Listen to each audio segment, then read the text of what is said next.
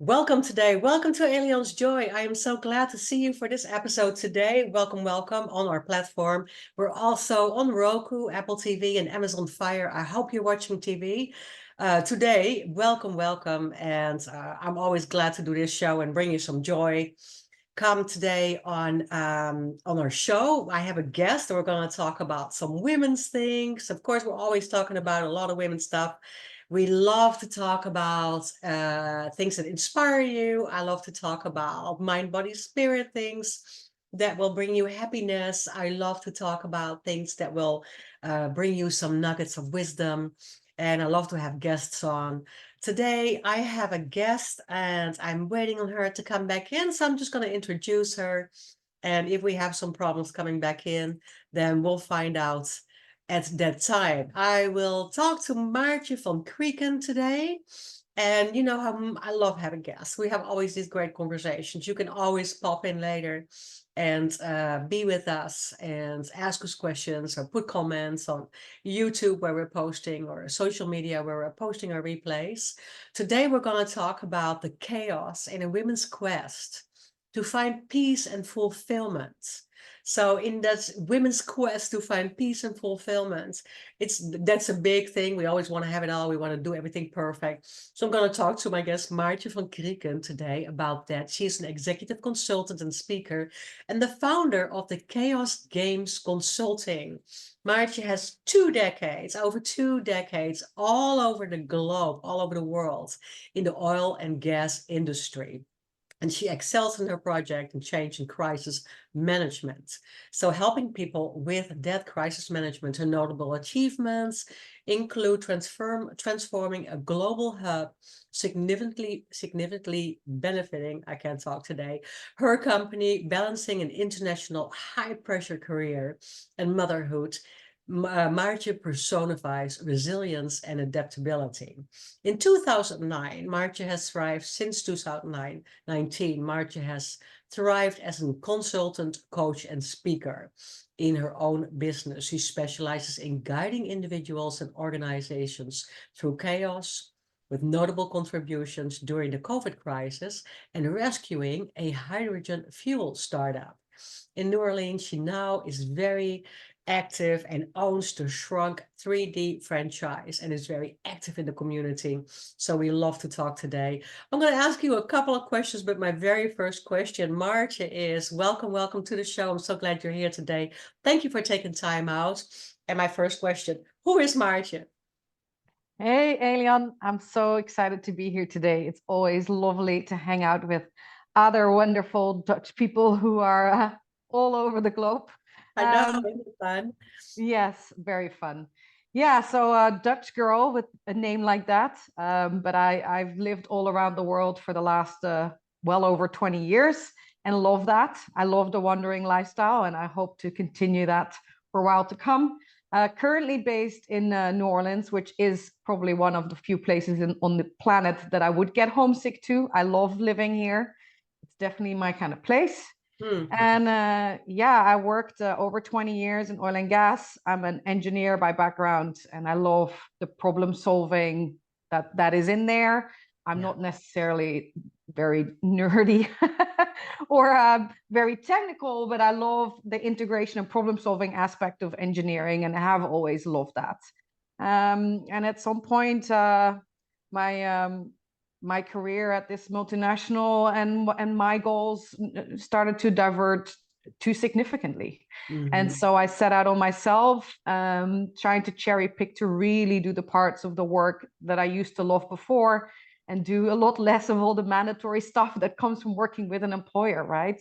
Yeah. And while trying to raise 3 kids and spend as much time as I can with my people, my friends, and everybody else in this life, Yes. and enjoy that. Yes, thank you so much for that. First off, of course, I'm going to ask, although you are an engineer and we have great education in the Netherlands, you rolled out there, but what the heck, in this male-dominated, and as you told me, very male-dominated industry, corporate life, of course, very challenging when we're young, right? We kind of look at it different. We want to have that career. We want to do the rat race. How did you dive in there? And when did it ever bring, what kind of challenges did it bring on, I should say, being in that male-dominated industry? Yeah, I think it's interesting because in the Netherlands, the education system starts to segregate you out pretty early if you want to do something technical, right? Or because you have to do the math and science. So I would say since age 14 or something, I was probably already in groups all the time with under 30% women, and then at university was under 20. And then when I started working, it was also under 20 and went down as I went up, right? And then I worked probably in the most conventional part of the industry in some pretty frontier locations. So it got worse as I went up. But I think if you're in it from that young, it's also a normal for a long time. And I think it stumped it stumped me initially in trying to really give in to who I was, right? And I think lots of little things over time make me step more into my femininity, and lots of wise words or weird situations help me decide that I didn't have to do it like that and that I could do it my way. But then, or realizing that I had a preferred way to do these things. And for me, I think the culmination was I was working in Eastern Russia on an island north of Japan. So there's nothing there. You're living and working with Oh, your wow. colleagues. There's no Yes. place to let off steam, right? And Yeah. there was everything wrong with the project. The pressures were insane. I was in a job that was two positions above what I was, understaffed teams, everything. I also had a really tricky relationship with my boss, and I was drowning. I was also pregnant. And for the longest time, I didn't know if I wanted to be a mom. And then when I decided that I did want to have a go at it with my husband, we were pregnant within weeks. So it was all a bit like, oh my God. And Yeah. I had to hide that pregnancy, and then lost the baby at 15 or 16 weeks. Hmm. And nobody'd even known that I was pregnant, right? And so that to me was, it all came down. It all came down. I went through some really dark holes, but I also really realized that I couldn't do. I had to carve out a way of life that was really my way.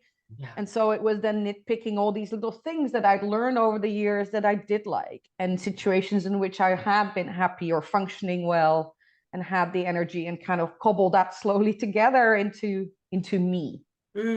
Yes, and it's hard to fight. I think we just talked about that a little bit before the show. It's, we're trying to run that race and somehow also prove, right? I think I always talk about this framework of expectations that we live in when we're young, in a sense of what we do what our parents want, or we want to really make them proud. And then in our friends around us and our studies, the environment, the college environment, the young marriage, that everybody is just, trying so hard. And there's not really no room for deep intrinsic self-searching. We're just doing, right? And there's a lot of expectation there from the outside world. And then we put it on ourselves and each other just to kind of stay into that. There's not much room for that self exploration and exploitation. Yeah. Yeah. Yeah. True. And then Yeah, you and do not a it lot of role really models hard. either, right? It's Mhm. not a lot of role models either. No. So, or people to talk to. I think what I learned from working with guys, and definitely not all guys are like that, right? But I Mhm. think um, for the man that I worked with, it was easier to kind of say, okay, that guy is successful, and I don't like him, but I like his success, so I'm going to copy this piece he does, Yeah. or take this piece of advice from him because that will help me. Yeah. And I realized that I needed to have more feelings of respect, and or at least feel that we shared some values for people who were put in front of me as a role model. So if there's then a choice of one, and Hmm. that happens to be somebody with whom you feel really nothing in common, Absolutely. you're kind of like, all right, how do I deal with this? Because that's not my role model. And as a woman, unfortunately, it also gets forced on you if you're working in an industry with maybe only one or two role models, because then everybody goes, well, you should be paired with such and such because she's been doing this forever. And you're like, yeah, but that's been kind of the woman everybody's been pushing me. And it so happens that we're not really compatible. So it's not been that helpful, right? There's been Absolutely. guys who've been better role models for me because the way they live their personal life, I would say, sometimes. Yeah, interesting. Yeah. Interesting too. But in that sense, I mean, at that point in your life, that is real loneliness for a woman. Not to have that support system, that female support system, as I call it, and that I am also much better at right now. I must say, I went through the same experience of losing, a child and pregnancy, so to speak, and we didn't even dare to talk about it. And then maybe in the industry that you were in at that moment, maybe you felt imposter syndrome. It's always trying to get into that game, right? Trying to sit at the table with the big guys. So why would they even understand that? That's a lonely trap. It is. It is. Yes. And at some point, I think we will run into something that will force us to see that. Was there anything else that you experienced in those years that forced you to say, okay, this is it? Um, Uh, I think I'm a sailor, and I learned sailing to really skipper in my early 20s, and I love that.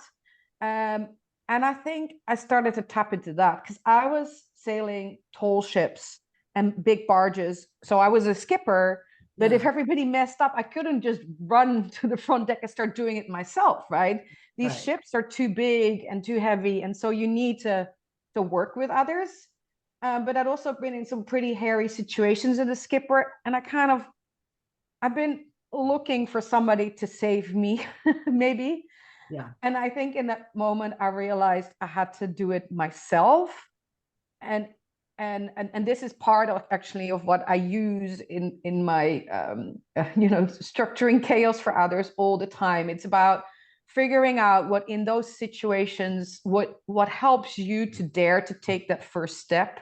Yeah. Because once I started to take some steps out of the hole and started to, I'm not good at asking for help, but at least started to declare what I wanted and where I was going. And it's surprising how willing and how willing people are to help if you start to declare this is what I would like or where I want to go, and people can hear it in a way that they understand. Mhm. They'll start chipping in, right? So I Yeah. realized I had way more support than I probably ever imagined. Yeah. And it came from pretty unusual places too. Yeah. It was great. So I think um, I also learned to no longer say yes to everything. Mhm. Um, and I realized that the ladder that they were plotting for me, the career ladder, wasn't mine. Yeah. And so when I would get feedback or steer saying you should do this, or because there's a lot of shit, right? You have to do this, you have to go here, this is how you have to be a mom, this is how you have to be a working Yeah. mom, this is the next career step A lot you of need to rules. Yeah. take. Yeah. Yeah. I started to trust me in saying, yeah, I see that because I see the ladder you're trying to tell me to go up.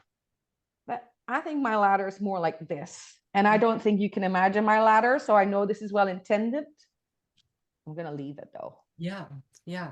But also it's very interesting you bring a couple of things up. We have to find that strength in ourselves, right? You were really just in that moment where you had to find the strength to step up and say, well, maybe there are things that I can do different, but you have to find that strength and courage to start changing that. And then when you know that you want to just put it out there, that things have to be a little bit different, then you find that support and understanding that maybe we already anticipated we didn't have, or maybe we thought we didn't have. So it's always very funny to me that when I start asking for help, it's all there, but I assume I gotta do it by myself. I have some of this, and you might have that too. We talked about that. We have a little bit of this inner strength, but also that is very equal. I don't want to take anything from anybody else, right? I'm a little bit stubborn, right? I'll do it myself. So that equals sometimes my strength in a sense of positive, negative balance there. But if I ask for it, it's there. it's there, and you can really steer it with the right understanding, with the right people around you. Yeah, that is wonderful. And then all your travel. So you went with your family. I want to touch a little bit on that because this is a women thing. Dragging the kids all over the world, dragging them Mhm. to different places. What Mhm. have you found that the challenges were there, and how did you solve them?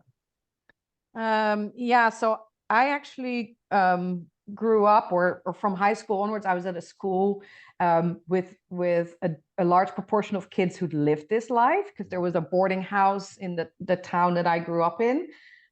So I hadn't seen it, but I'd experienced kids who'd lived that life and how both positive and negatively it affected them. Yeah. And so I said, I want to try because this is what I want and this is what my husband wants. And so this is us. Yeah. I also promised myself I would try to really see my kids and keep an eye out for the point where that was no longer what they wanted.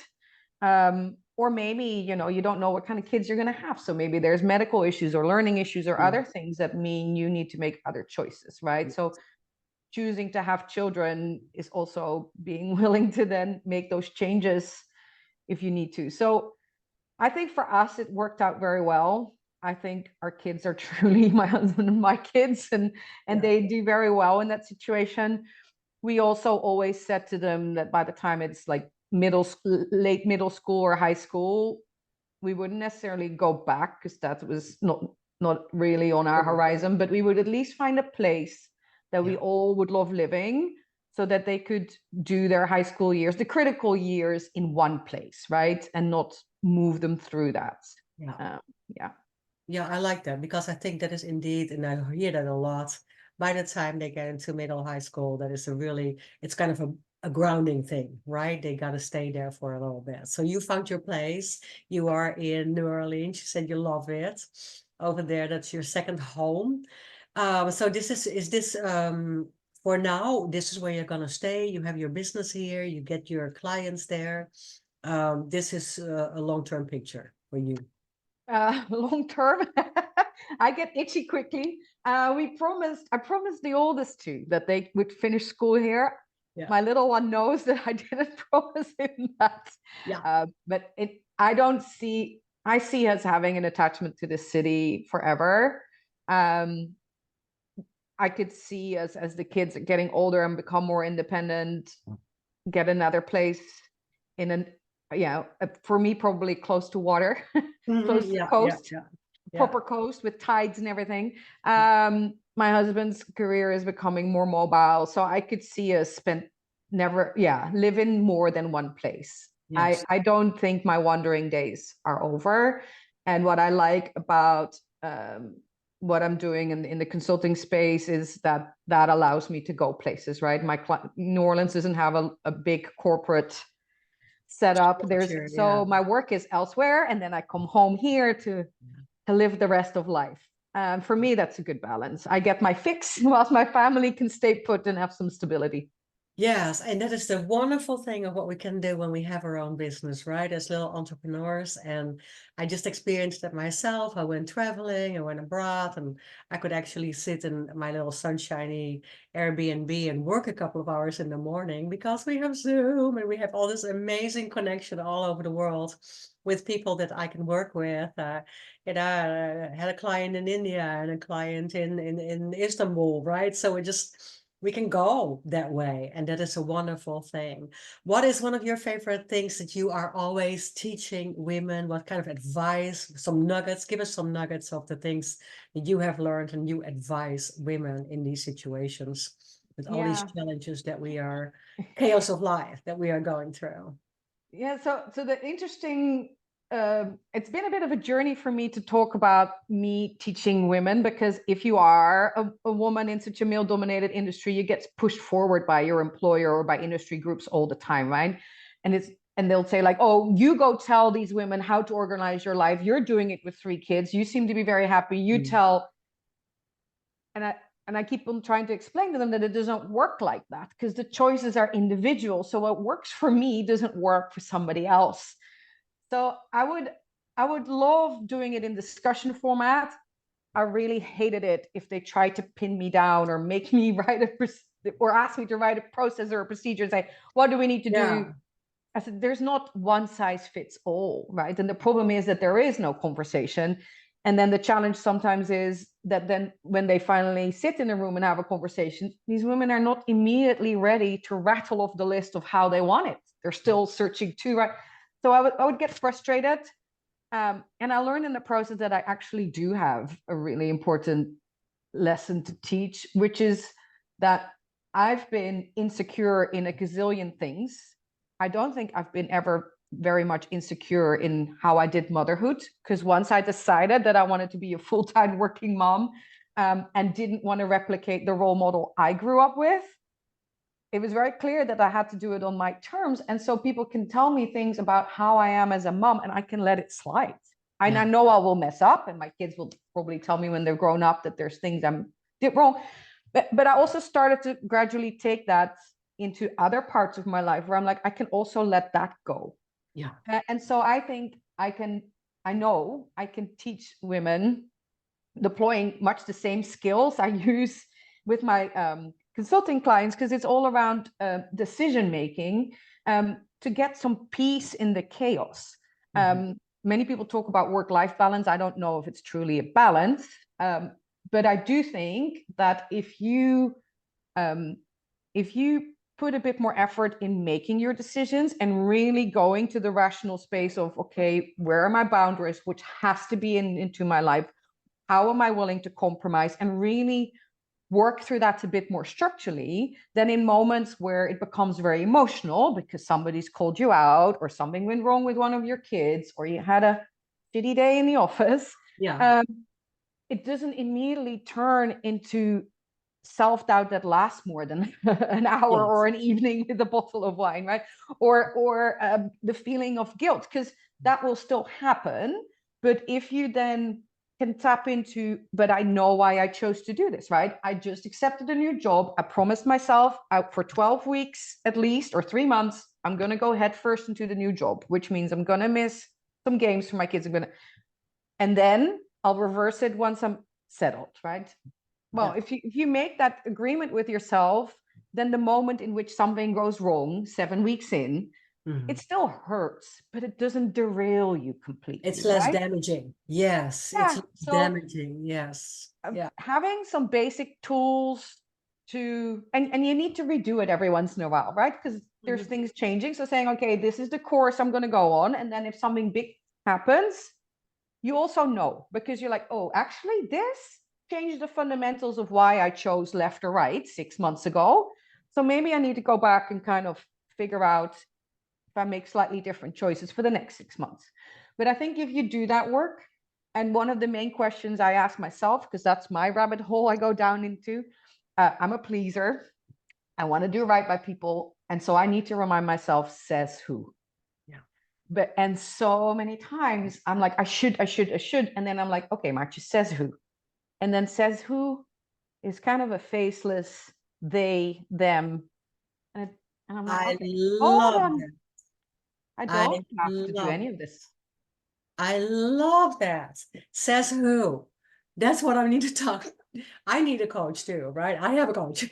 You know, us, we teach and we teach and we do and we share all this learned, you know, unfortunately the wrong way wisdom. That is a wisdom because now we have more knowledge about how it came about and how and why we do it and so forth. But says who? I need to tell myself that that is golden, because I do that. I do the same. I go on that, right, and then I run. Never heard of boundaries. Say yes to everything. Trying to do it all, and then reach that sort of a, you know, not making any sense perfectionism. That is, it's never going to get there. So it turns into chaos. Absolutely. So I love that. Thank you for bringing that up. Yes, I love that. Says who? It's us. It's our mind talking. I heard something powerful yesterday where a lady was in our group, was talking about being bullied in her high school and study years. And it was terrible. But ultimately, she came to the conclusion that that was the voice in her head that was bullying her. we tell ourselves so much, and we have all these limiting beliefs and all that stuff that comes with it, right? And then now to find where really our strength and values are, and to combine that with a bit of courage and some boundaries, very, very fabulous. I love that. Yeah, I love that. Yeah, and I think on top of that, I think you need to remember sometimes your own triggers, right? Like, so Yeah. as an example, as a working mom, we have 3 kids, they're in a gazillion things. So I was at my son's soccer game this morning, and then one of the other fathers said to me, "Oh, so how was the tournament last week?" And I'm like, "I wasn't there." And then I was like starting to, and then like, "No, that's enough. I don't." Yeah. Yeah. I was like, "Oh, now he's gonna," and then I'm like, "No, I don't Yeah. know. He's just asking. Yes. I don't know what he's thinking, and I don't need to explain anything." Yes, absolutely. And Yeah, the yeah, sense and to if you feel, over-explain. Yeah. yeah, Yeah. so if you realize that, it's like, okay, so there is a little bit of guilt here at the moment that we're spread thin in trying to attend everything that goes on in our kids' lives and keep our own stuff going, Yes. and it's kicking in. So it's good to notice, but I don't have to do anything with that there and then, right? Absolutely. And that's what you brought up as well as, and I teach, or I talk a lot about that with my clients. Stop explaining. You don't have to explain all the time. You weren't there, or you don't want to go to that party. You don't have to be everywhere. You don't have to be all the time at all these events. And if you can't go, you just say, I can't go.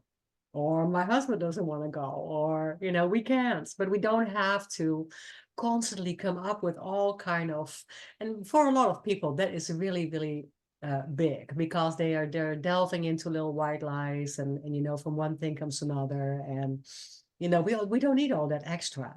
We don't need all that drama and that chaos, indeed, and all that extra stuff. Yeah. But it's funny how, if you really think about it, I think as a woman, 80% of the time when we start to explain, it's because of us. Nobody's asking us for it. And No, I exactly. do think working with men so much, for me, it's easier to truly believe that although they might ask the question in a manner that can be triggering to me, or they Yeah. might dispense and ask advice, which older men like to do to younger women all the Yeah. time. Yeah. Most of them are totally okay. Or if you say no, or you say thank you, Yeah. Yeah. not my thing, and Yeah. then Done. there's no feelings, emotions. Then you're just like, okay, whatever. Done with it. Yeah. Yeah. Yes. So much easier. So much easier. I also find that women, and especially in my work with women, a lot, that we know for so long what we're doing, because we're raising the family and we're focusing on that. We're being partners of the mostest. And now all of a sudden there might be this big why, who am I, when there comes that empty nest syndrome sometimes, or when we're facing that part of life. So many, many, many times I say, we know what we don't want, but we do not really know what we do want. How do we find out? How we're going to dig for that, right? How do you find that passion? How do you find that why? I think I do know what I want because I did a lot of what I didn't want. Yeah. And Yeah. I talk about energy a lot. If I do stuff that makes me happy, I come home with energy to then do it all, right? If I and so if I'm drained, I'm starting to think, what's the thing that drained me, right? And I don't have an empty nest yet. I'm a few years off, but I do find that now these kids are at an age where they need so much emotional support, or at least conversations, and there's so many new dynamics in their lives. To me, that's another learning about me, because I'll have conversations with the kids, and it's things like, oh, you shouldn't be putting up with this, and I'm thinking, actually I do that to myself all the time. Yeah. Yeah. Yeah. Or it's trying to help them in a way, or talk to them or support them in a way that I would have liked to be supported. And then thinking, okay, how can I include that in my self-care, right? How can I create that space for me? It's maybe a That's little good. late at 47, but I would still like to Hmm. love it. If I'm gonna love to have it, if I'm gonna live as long as my grandparents, I'm not even halfway. So Oh wow. I'll Yeah. have it for the second half of my life. Um, Yeah, so you got that. I'm That's good. learning. Yeah, I'm learning from that. I think because people say, oh, there's so many people. You always say you love everything. I don't know. I don't love everything, but there's a lot of things I love, and there's also lots of things I'd love to try and do once or twice, Yeah. and then maybe don't keep. But if you move all around the world and you're trying to make friends, you get drawn into trying things a lot. So it's a nice way to discover hobbies or to try sports or And I yeah. absolutely love it that you say I love a lot, because I get that all the time. We have that in common. That, yeah, you love everything. You love everybody. And I said, well, I have to tell Jim, you're special. But yes, I do love everybody. And I love people. I have that's cultural anthropologist in me, right? I love the people from all over and learning about different things. And we're not too old to learn. We're just starting. We're just starting this crazy path of more self-discovery and more time for self. You know, there is more balance. Of course, work balance is a tricky thing, but there's more balance that we can find in doing things for ourselves and taking time out and stepping away from social media or stepping away from the family. You know, the things that you want to do. Yeah. Yeah. So to me, Without that's that guilt complex, without that feeling guilty. Yeah. yeah. So to me, that's the blessing in chaos. It's like meeting a lot of people, being in a lot of different situations. So some people see the overwhelm, but I see the stimuli and in decision making, if you take a step, you get feedback, right? Action is reaction. Yeah. Or if you meet somebody, you get an impulse, and it might be a nice, friendly conversation that just cheers you up or pulls you out of your mood. Yeah. But it could also be somebody looking at a situation entirely differently. And I think you, with progressive information, progressive insight and additional information, you can better hone your course. So I think those of us who love more and love and you know, maybe not when we're down, but generally love putting ourselves out there Yeah. and meet more people, have a better chance at quicker finding out what we don't like and what we do like, right? Absolutely. Absolutely. It's better, well, self-mastery, as to use an expensive word in that sense, right? I mean, we just see that feedback, we get that feedback from the world, we're throwing it out there, it is exploring, and then, you know, getting into that experience gives you that feedback so you can get just to know yourself better. I love that, absolutely. And I think that if we're open to experiences, two different things, then there's more wisdom to find there, right? And that is not, I can't say that easy, because not everybody wants that necessarily or is in a situation to do so, but it's definitely we're definitely able to try, and definitely able to try in many, many, many different ways. Right now we also have Facebook groups if you're alone, or you have to, you know, you can go all over the world in Zoom groups, right? So there's a lot more there that you can be interested in and open to. So I love that, absolutely. What would you say to our wonderful, amazing audience today? To close it out, our session for today, what kind of wisdom do you want to close with? What do you want to throw out there? I think my wisdom is that if you feel yourself a bit with your back against the wall or in overwhelm, I think overwhelm is the individual variance to chaos. Think about one step. Think about the decisions in front of you might be too many and myriad, right? So don't try to take all of those in that moment. Just think of the first one or two steps right in front of you, because usually these are pretty clear. There's usually only one or two options in that moment.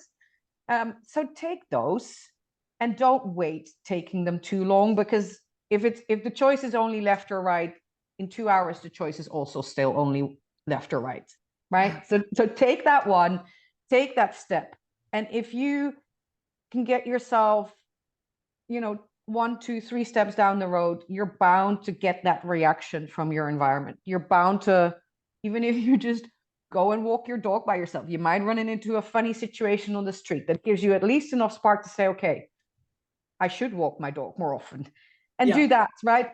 You never know where it's going to come from. Start moving 1 or 2 steps. You don't need to solve world hunger today. What's what you can do right now that at least would change your perspective?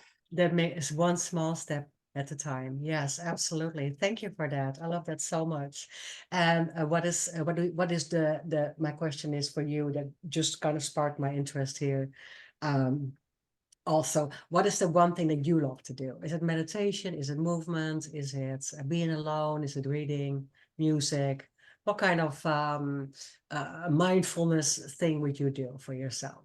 One I time do off. I do a lot of these things, but what really makes me happy, I recharge by myself. Yeah. I love being everywhere and out there, but I recharge by myself, and I love crafting. So New Orleans is the right place. I'm making Ah, costumes. I'm glittering everything that there is to glitter. Um, cool, bling. Yes. yes, and Yeah. just working on my costumes. I'm in a really cool carnival crew that's called Crew of Dolly. So we're all dressed up as Dolly Parton. So there is a lot of bling to be attached to costumes at any point in time. And that really makes me happy and soothes me. I love that. Thank you for sharing that. I love that. Dolly might be looking for you, so she is. There's I almost love that. 300 of us, I think. Yeah.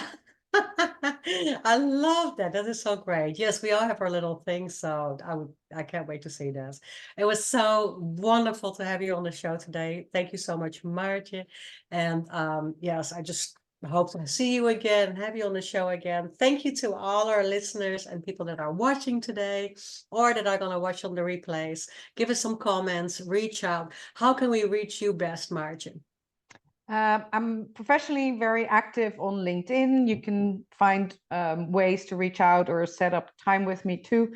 Or if you're interested in my professional offerings, you can check out the Chaos Games Speaker. Not everybody wants to spell Maartje. So the chaosgamesspeaker.com. And on LinkedIn, it's pretty easy to find me because I'm just dash Maartje, my first name, and then you'll Great. already find me. So Oh, great. Yeah, yeah. yeah. So on LinkedIn, Maartje, thechaosgames.com. Thechaosgamesspeaker.com. Speaker.com. Very good. And we're just also going to post it, of course, in all the replays and all the comments below. So you'll find us, reach out to Maartje, and I'll see you next week. Thank you for watching Alien's Joy. Make it an amazing day, and I will see you next week. Thank you for watching.